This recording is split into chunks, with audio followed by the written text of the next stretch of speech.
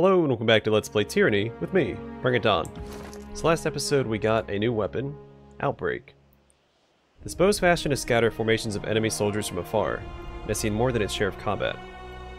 Explosive, a weapon crit, damage 6 to 13 fire, base 5 to 10 versus dodge radius. So when you crit with that, you get a nice little explosive AoE. It's better than what she currently has DPS wise and armor penetration wise. She's getting all of our unique items. Good for her, I guess. Alright, let's speak to Irenios. Are you content to wander about looking for conversation? Because some of us want to head down to rejoin the troops. There's a war on, and we're missing it. I won't rest until the teleporter gets working again. I suggest you do the same. I take it you have questions. How do you think Ash will respond to the Civil War? With tact and coordination. The voice of Nerat is chaotic, emotional, and baseless creature. Graven Ash is going to dismantle the Scarlet Chorus, and wipe its leader from the face of Tyranny. Count on it. Tell me about yourself. She blinks at you and shakes her head. Fatebinder. And the lieutenant is going to start kicking people off this spire, but I'll see that teleporter flicker to life. Now is not the time for me to rattle off accomplishments and hopes for the future. Save it for after the war. Sounds like I should go investigate the teleporter. I think that would be best. She crosses her arms and shivers against the cool breeze.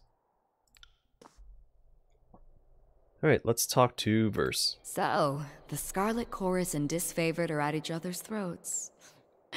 Can't say I didn't see that coming, but the Archons might have waited until one war was over before they started another.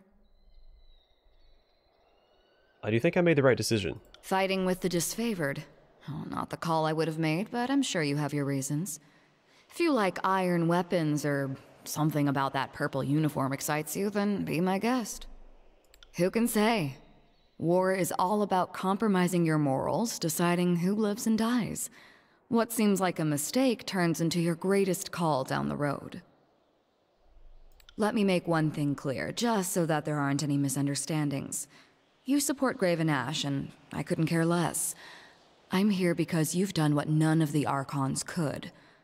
Not even the voices of Nerat would fault me that.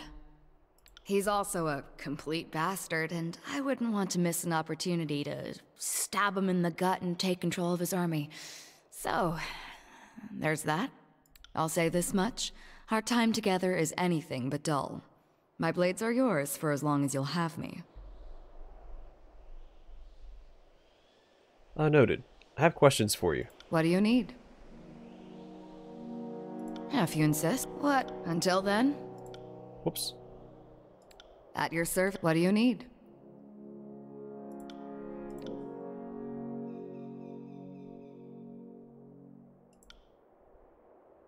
The Scarlet Chorus Just seeing if she has anything else what do you need to know? Talk about real fast.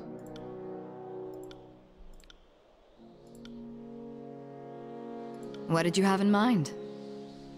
There we go. Any particular reason you've chosen to travel with me? Well, if you're baiting me for a compliment, you're talking to the wrong girl. I don't have a gang anymore, and I wouldn't throw in my lot with any of the killers floating around the Scarlet Chorus ranks. The fact of the matter is you're doing important work, even if you stumble and flail along the way.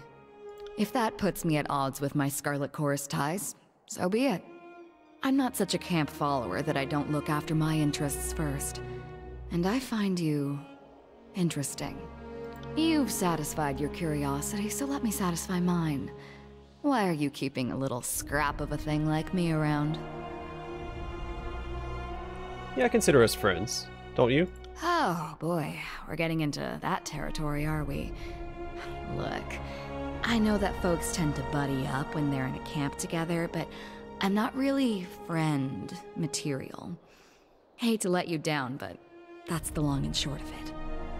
I can promise you I'll stay loyal to your cause for as long as you'll have me, but I can't promise that we'll share anything more intimate than a stiff drink when all this is over. Deal? Okay, works for me. Go ahead, Fatebinder. Oh wait, hold on. What did you have in mind? Travel companions. I wonder if I can ask about Ebb when she's not in the party. I can. What do you think of Ebb? It's easy to respect someone who brings that much passion to a battle. Even so, when she gets to talking about pushing Kyros out of the tiers, She makes me want to carve my opinions on the matter across her back. Go ahead, Fatebinder. I'd like to discuss your apparent connection with Barrick. You've just got to know, don't you? I suppose there's no point in hiding it. Barrick and I are siblings, and we share a father, if little else. I would not have guessed that. But her father was a merchant, right, that abandoned her mother. So that might make sense. Okay. I try not to think too much about some northern merchant dropping anchor in my mother's port, but it happened, and the fortunate result stands proudly before you. How did you two become aware of this? There were a lot of lazy days during the conquest, and among other things, I spent my off hours using messenger birds as target practice. You should have seen Ash's anger when he heard that was going on. One day, I snagged a bird that flew from the hands of a proud northern daddy. The missive was about the goings-on at the family farm. I recognized the name and handwriting from a note in my mother's belongings. There weren't too many people named Barrick in the army, so tracking him down was no challenge. I cornered him in camp, and we shared a few heated words. Some blackmail, even. She tried to extort rings from me, and I was having none of it. Not even Graven Ash would think less of me for our father's indiscretion. I was thinking about it. I really like his voice. I do wish it had like a metallic ring or some sort of like echo effect to it, since he is trapped inside his armor. It's a small grievance, but I think that would take that voice acting to the next level. I like your confidence, but my ring belt is feeling a little light these days. Maybe you want to take me up on that offer, or I can start whispering in disfavored ears. Think about it. Do you even like each other? I've tried to get along with that ironclad knot of repression, but it would seem he's having none of it. Good riddance, then. The war's tossed us together, but nothing says we have to keep that going. The most we do for each other is try not to get the other one killed, which is more than you can say for most disfavored in Scarlet Chorus. How's this affected you, Barrick? Well, Verse has a nasty habit of jabbering in my ear and making this war intolerable. I plan on parting ways and returning to the north at first convenience. My father will answer for his infidelity. Beyond that, I am happy to consider myself in every way unaffected. My superiors once accused me of having an impulsive streak, but I have worked to suppress it at every turn. When you go back home, send Father my fondest greetings and thanks. If he hadn't gone to ground on my mother's dry dock, I might not be here today. My heritage was a point of pride and distinction before I met you, Verse. Not that you would care. Have you noticed any significant impact, Verse? I've asked myself about that several times, but unfortunately I don't have what you'd call a definitive answer. The Northerners put a lot of meaning behind family and blood. Seems arbitrary to me, but I don't want to discredit it entirely. I told you about what happened to my Scarlet Fury sisters. The hesitation I experienced. Sometimes I wonder if that wasn't because of my connection to Barrick. He's stubborn, regimented, everything I'm not.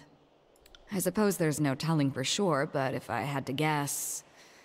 Yeah, sometimes I get messed up in my head, and learning I had a brother has helped me understand that better. Well, let me ask about something else. What do you need? To Barrick and Verse, have either of you noticed that you fight particularly well together? The thought has crossed my mind from time to time. During the many battles of the Conquest, we found ourselves standing back to back with enemies on all sides on more than one occasion.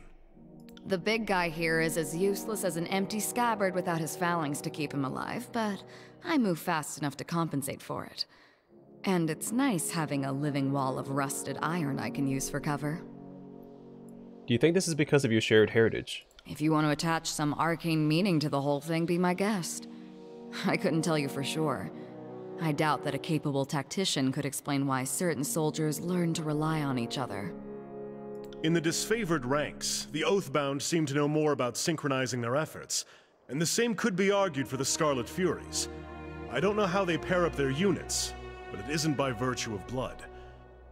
How do you think this is possible? I would suggest that our fighting styles complement each other, but they do not. I would suggest that we get along, but we do not. We don't even finish each other's sentences. Okay, that was strange. Did you hear that?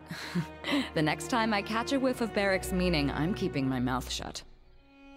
I want you two to train together. Absolutely not. Our fighting styles are incompatible, and any disfavored lieutenant will tell you not to join at the hip soldiers who can't stomach each other. I'm inclined to agree. If you want to pair up fighters, there has to be some great passion or magnetism between them. We don't have it. If neither of you is up to the challenge, then I won't force the matter. A valiant attempt, but I'm not as easily swayed by your courtly tongue. No. Neither am I. At least, not in this context. Okay. Now, why won't you give it a shot? Oh, damn it. I can think of 100 reasons to refuse, but if this will serve the war effort, I can swallow my pride.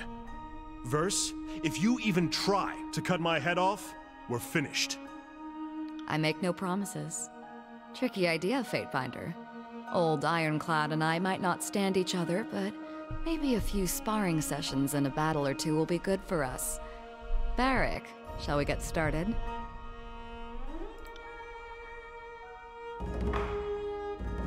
Aerostorm unlocked. What do we have here? Oh, 1 second.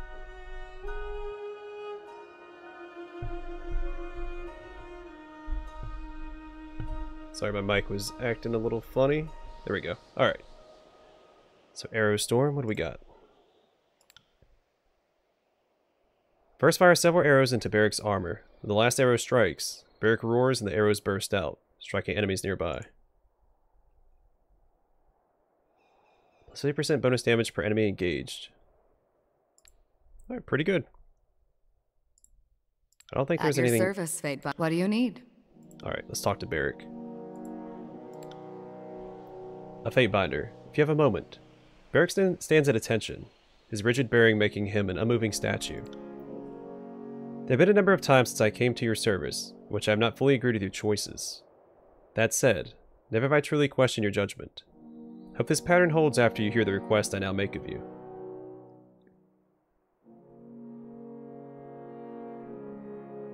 Relax, Barrick. Just tell me what's on your mind. I hope that perhaps the adjudicator would hear my case. I can adjudicate cases in the Archon's stead. This is something we probably want to appeal to a higher power. I have been encased in this. He grabs a gauntlet against the shards of corroded iron and bronze that sweep across his chest. Shell, since Kyros' Edict of Storms, made a grave of old stalwart. It occurred in service to the Overlord, and I would ask that the Overlord free me of its burden. Tunon can't order Kyros to take your armor off. I was going to ask for the Overlord to do it personally. His metal plates grind together as he shifts. The Forgebound Guild swore its services to the Adjudicator. If any hope of my freedom from this carapace exists, it lies with them.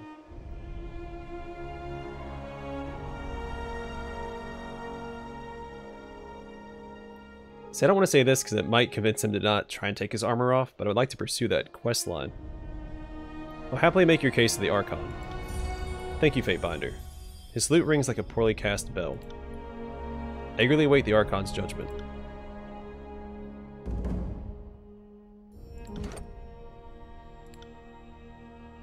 Oh, we got Iron Storm. Swords and javelins emerge from Barrick's armor and fly into a cloud of iron above the Fatebinder. These weapons begin to rain down in a storm around the Fatebinder, damaging enemies nearby. Weird that wasn't voice acting, that was the, And so, civil war divides the armies of mighty Kyros. The reckoning that comes of this failure will be great indeed. We find ourselves in the darkest times. Brothers and sisters who fought for a similar cause now skewer each other over blighted lands in the favor of distant powers. And what would you have done at Vendrian's Well? Backing the disfavored was the only logical choice. Graven Ash is the only Archon worthy of your confidence, and you were wise to recognize as much. Naturally, I would have done the same.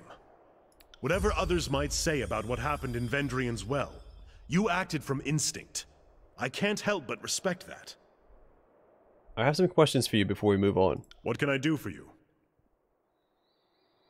So I've already said this. The thought has crossed my mind from time. The big guy here is as useless as an empty scabbard with... Now, let's talk to him one more time about My Ebb. Lord Binder, what can I do for you? Alright, what do you think of Ebb? She's as opinionated and talented as she is vulgar. Much as we can disagree on the reasons behind this war, I've never found a more impressive example of a tearsman. I admit to also finding her quite striking. Whenever she makes a jab at me, or Kyros to the Legion, in spite of whatever I might say in my defense, I am pleased to have captured her interest. I would not have her know my thoughts on the matter. She's a southern savage after all, and I a decorated soldier.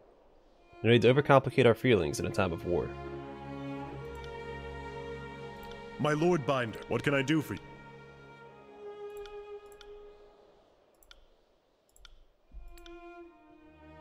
Good. Let's move on to another matter. Alright, and Lantry. At least in theory, I'm supposed to be observing history and not getting myself wrapped into it. All the same, this is the thrill of a lifetime. Rarely does one stand so close to monumental moments in the making.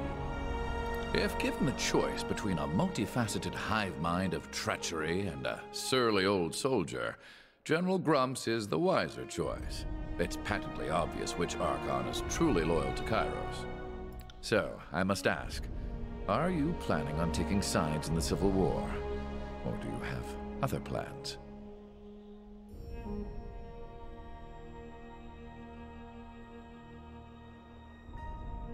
Yeah, I'm a servant of the Archon of Justice.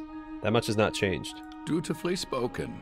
It is Tunan's duty to arbitrate matters between the Archons, so this rift between Ash and Narat certainly falls under his jurisdiction. And here you are, thrust in the middle of the dispute. No doubt the mighty adjudicator will be relying heavily on you to get to the truth of the matter. Whatever you do next, consider that many eyes will be upon you, for you have both delivered and taken away the Overlord's edicts, and few will know how to make sense of the latter. You are an exception the Archons cannot afford to ignore. They will likely aim to control or destroy you. Have you heard of edicts being broken before? Most of Kyros' edicts were either worded to end in a manner of the Overlord's choosing, or the edicts have simply continued in perpetuity. That's not to say there haven't been stories of broken edicts. They're just uncommon. The oldest is, I think, Golbraith and the Edict of Sorrows, and that tale dates back to around the year 110. Aside from you, the most recent was the Edict of Twisting Grasses, back in 380. In all these stories, Kyros' edict very clearly gives its victim a single way to escape, and someone manages it. What's never happened is the pure abatement of an edict, like using a spell of warding or cancellation. Have a moment? Let's talk further. So what's in your mind? Do you want to discuss matters of the present, or do you prefer a more scholarly rant? Let us discuss current matters. Of course. How can I help? Know anything about the region we're in? The Spires predate us all. As far as I know, we're the only ones who've been up here since... ever? I think this might be a first. Perhaps the real Trailblazer had trouble getting down and was lost to history. Of course. How can I help?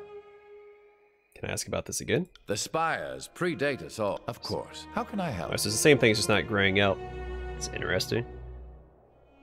What are your thoughts on our traveling associates? Are you asking for an objective assessment? Or is this your way of saying you want to gossip? Both? Barrick, what do you make of him? He is a proper Northman, with duty in his blood, which makes me suspect his loyalty to Ash is stronger than his loyalty to you. As long as your interests remain aligned to Graven Ash, this shouldn't be an issue. I must admit, I am completely fascinated by his predicament. Ever tried diagramming the articulations of his armor? Don't. It'll only lead to madness and ruination. Thoughts on verse? I know little of swordplay, and couldn't work a curve and arrow to save my life. I can't really comment on the lady. Lady? You're just afraid to talk in front of me, clear as day. Your sweat is easier to read than your ink scribbles. But no, not at all. I just don't know how to comment on a warrior's worth, that's all. Spare me your blather. Verse pauses to read Lantry's body language. Huh. Think that, do you? Didn't know you had such swollen hope for me. No need to keep secrets, Lantry.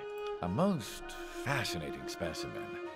I think she has great potential. A dangerous amount of potential, to be blunt. The Scarlet Furies are the fighting elite of the Scarlet Chorus, and that means floating to the top of a sea of blood and chum. We should consider ourselves lucky to have her on our side, with her weapons usually pointed away from us. What do you make of Ebb? Good tidecasters stay underwater.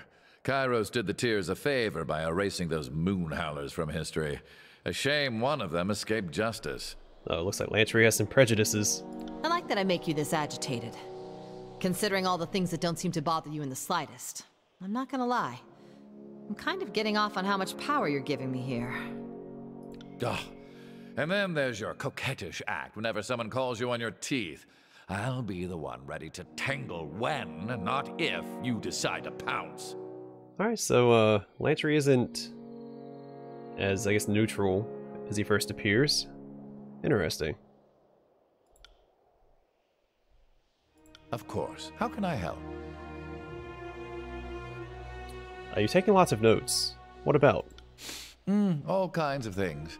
My mind is old, memory's a sieve.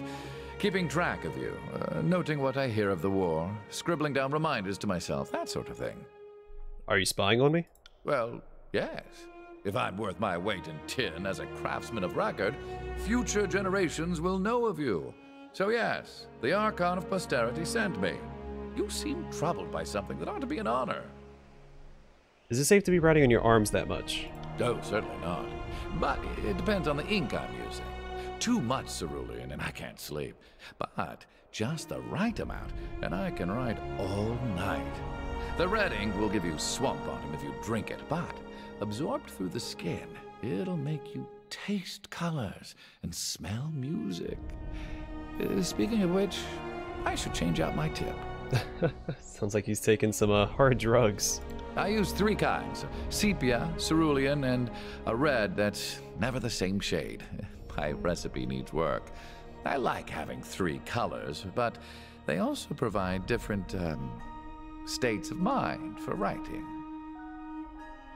Your inks sound like fun. Can I try them? Oh, no. I'm trying to observe you. Corroding your mind is not part of the plan. I don't like the idea of you recording me. Do you have something to hide? Do you want your actions forgotten? Either way, if I actually survive following you and make a cogent text out of this ramble of notes, well, if that happens, and you hate it, you can torch the pages. I keep writing. History will want to know me. On that, we agree. Don't worry, history needn't know the exact body count of your saga. I can't in good conscience poison you. There we go, just enough. I considered it a lesson. Cautionary tale about wishing for things. Fatherly moment. Any of those work for you? Oh, fine. The things I do to educate the youth. Here's how it works. The Reds give you a brief bout of synesthesia, great for writing music. Cerulean can unhinge me a bit, but it blocks out the cramps and anxiety.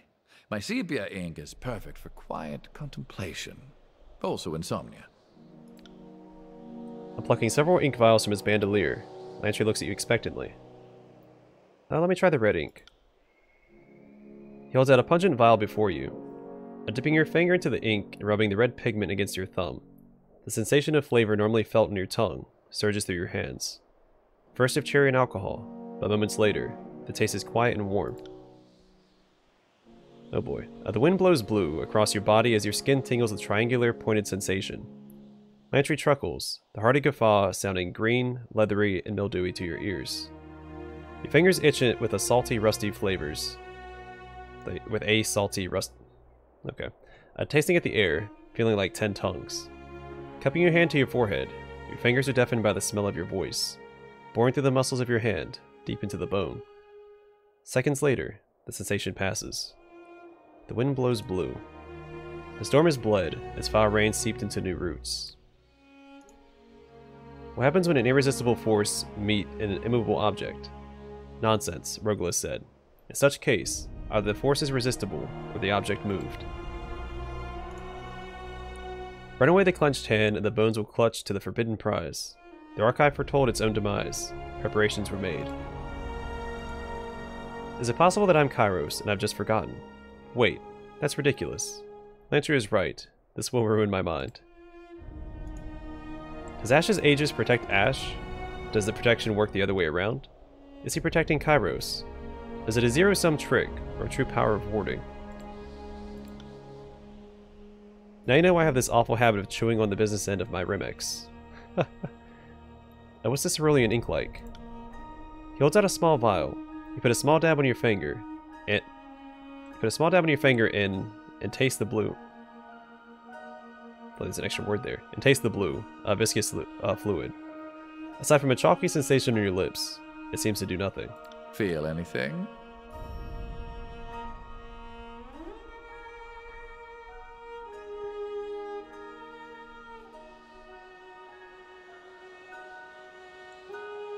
Just random thoughts. Sounds about right. I had whole tomes of random thoughts written on cerulean. Perhaps it's for the best such writings were lost to the Edict of Fire. On second thought, I shouldn't be poisoning your young mind. That should wear off in just a moment. Lantry replaces his vials in his bandoliers and turns his attention to writing notes on his sleeve. One moment, my friend. Just let me finish this thought. Of course. How can I help? All kinds of things. My mind is old. Memory's a sieve. Feel anything? What if these change anything? Did you know that, legally speaking, my word is the same as Tunon's word, unless the Archon contradicts my word as a Fatebinder? Rogulis said the legal term for that is proxy decisis. Kyros' legal term is screw you, I'm the law. On second thought, Alright, so there's nothing new there. One moment, my friend. Of course. How can I help? All kinds of things. My mind. Feel anything? I'm not going to say that. That's very much against my character's personality.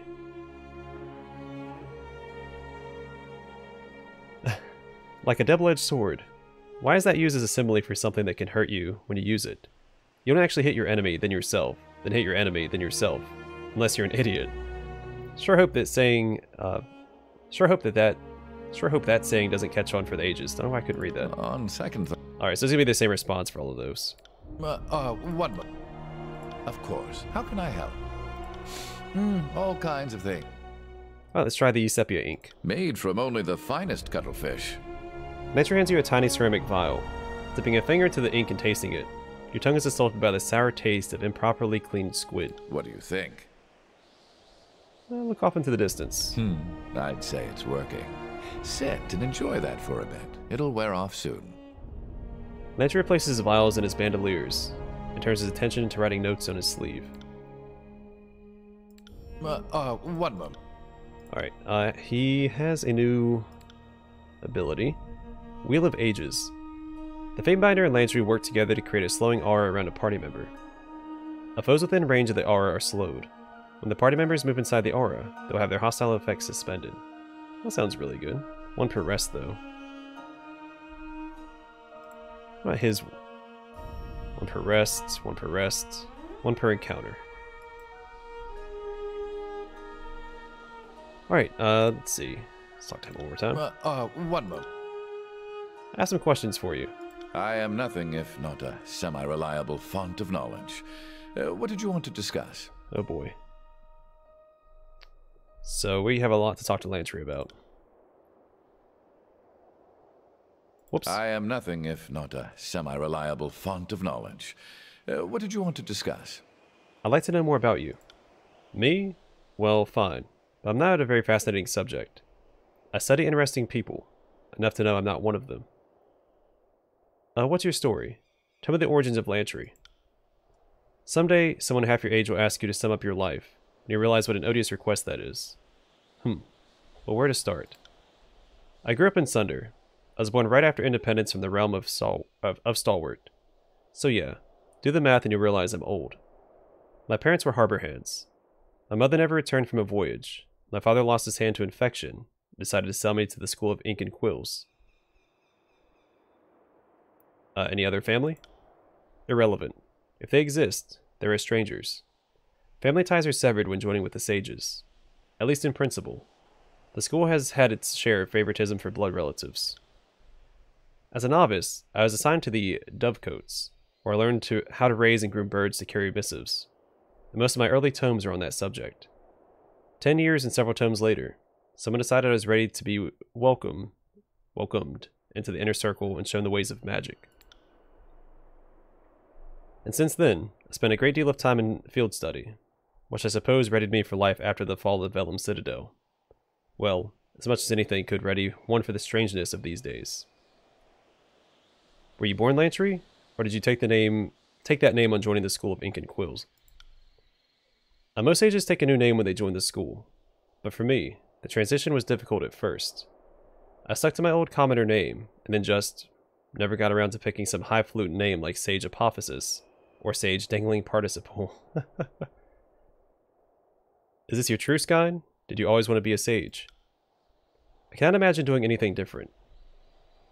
I suppose in my youngest days, I yearned for battle and glory like most boys I knew. Having now seen how short a soldier's life can be, I look back on that old calling, that old mindset, and laugh. So really, what's your story? What do you mean by that? I know you're smarter than you act. Extend me the same courtesy. Lantry strokes his beard, leaving flecks of sepia among his white whiskers. I was on the take from the voice of Nerat, or at least, an agent of his sent me to the School of Ink and Quill 30 years back. It would be years later until I made the connection to the Archon. Most people think the war began 3 years ago, but the voice of Nerat had his hands in things sooner than that. I was part of that early invasion, an eager kid happy to accept a 30-year assignment that comes with an education.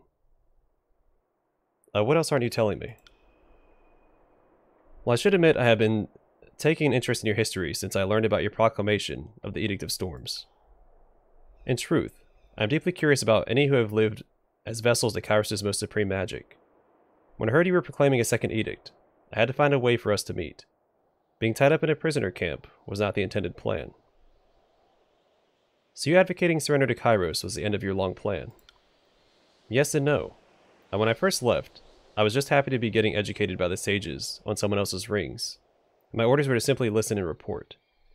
As the time drew near, my commands were to win them over, a little at a time, to the notion of surrender. But I failed.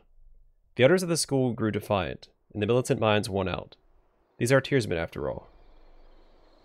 I didn't deliver the surrender, and it took the Overlord's edict to end what I was sent to do. Well, thank you for telling me. Now, no more secrets. Understood? I'll endeavor to earn your trust as best I can. Sorry to have given you reason for doubt. You mentioned raising birds earlier. Think you'll go back to doing that? At some point, yes. Good birds are needed to help the missives moving through the tiers. I set all my best birds to flight before the edict. Turn of phrase, constant caw, and the rest. They're out there somewhere. Maybe when this is over, I'll summon them back and start a new dovecote. And how do you feel about Kyros? How can I not help but find him to be the most captivating person alive? The man has bent empires, claimed continents. Where he goes, history follows. I won't deny he has killed millions at least, but I contend more would have died in petty wars across Tyranny and the void of Kyros. I've seen what tiny despots, merchant cabals, and mage guilds can inflict in the names of all sorts of righteous causes. I'll take the rule of Kyros over the tyranny of every idiot on Tyranny. I am nothing if not a semi-reliable font of knowledge. What did you want to discuss? Alright, so we still have a lot to talk about, it looks like, with Lantry. So next episode we'll pick up, we'll speak to both Lantry and Ebb. And I think we'll commit to finishing speaking to both of them in their entirety next time. So, let's break from him and... yeah, so next episode will be just talking to Ebb and Lantry, and if there's time, we'll continue by clicking on that. But, we'll see.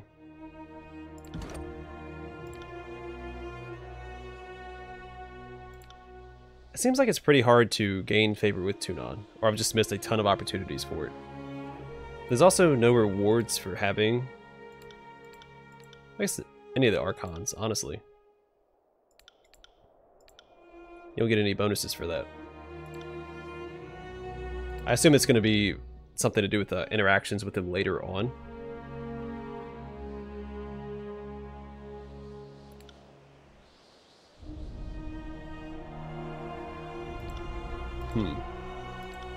Okay.